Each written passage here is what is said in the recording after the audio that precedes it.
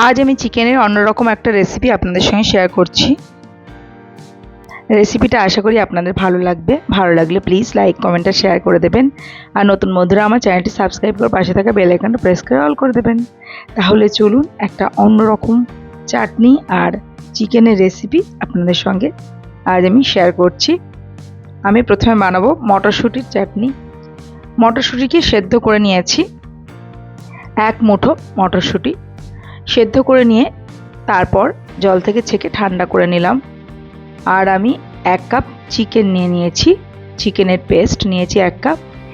এবার আমি মটরশুঁটি চাটনি বানাচ্ছি। একটা মিক্সিং জারে মটরশুঁটি, ধনে পাতা 1 মুঠো, একটা কাঁচা লঙ্কা, অল্প একটু গোলমরিচ গুঁড়ো, দিয়ে দিচ্ছি স্বাদ মতো নুন আর চিনি, দিয়ে দিচ্ছি অল্প একটু চিজের টুকরো, দিয়ে দিচ্ছি আমি 2 টেবিল চামচ মতো টক দই পেস্ট করে নিচ্ছি। তৈরি হয়ে গেছে মটরশুঁটি চাটনি বা ডিপ। এবার আমি এটাকে একটা পাত্রে ঢেলে রেখে দিচ্ছি। এটা স্টোর করতে পারবেন ফ্রিজে, কয়েকদিন রেখে খেতে পারবেন। এটা আমি এক সাইডে রেখে দিচ্ছি, ততক্ষণে আমি চিকেনের প্রিপারেশনটা করে নিচ্ছি। আমি এখানে 1 কাপ চিকেন পেস্ট নিয়ে নিয়েছি, তাতে দিয়ে দিচ্ছি অল্প একটু রসুন কুচি, 2টো কাঁচা লঙ্কা কুচি, একটা মাঝারি সাইজের পেঁয়াজ কুচি, 1 মুঠো ধনে পাতা কুচি, আর দিয়ে দিচ্ছি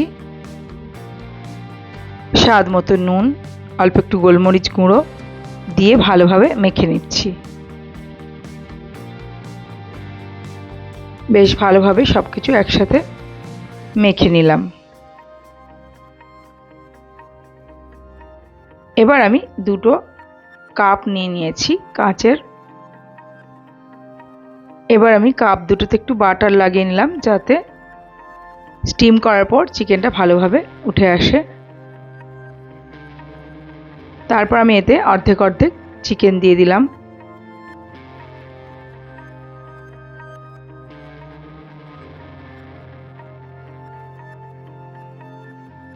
রেসিপিটা একবার অবশ্যই বানিয়ে জানাবেন কেমন লাগলো। চিকেন দিয়ে দিলাম অর্ধেক অর্ধেক। তারপর আমি 2টো ডিম নিয়ে নিয়েছি। ডিম 2টো জাস্ট ফাটিয়ে আমি উপর থেকে দিয়ে দেবো।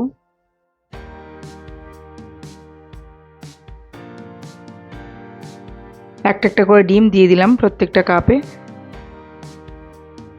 তারপর আমি একটা পাত্রে জল গরম করে নিয়েছি, তার উপর একটা প্লেট রেখে দিয়েছি।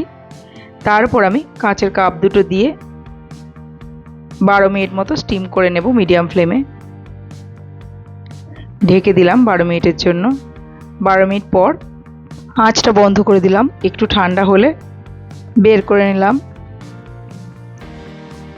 তারপর একটা চামচের সাহায্যে আমি সাইডগুলো একটু ছাড়িয়ে নিয়ে উপর করে নিলাম। একটা প্লেটের মধ্যে ডিমোল্ড করে নিলাম। উপর থেকে আমি মটরশুঁটির যে চাটনিটা বানিয়েছিলাম সেটা দিয়ে দিচ্ছি। অসাধারণ হয় কিন্তু খেতে, একবার অবশ্যই বানাবেন। এভাবে পরিবেশন করবেন। আমি এবার কেটে দেখাচ্ছি কেমন হয়েছে ভেতরটা।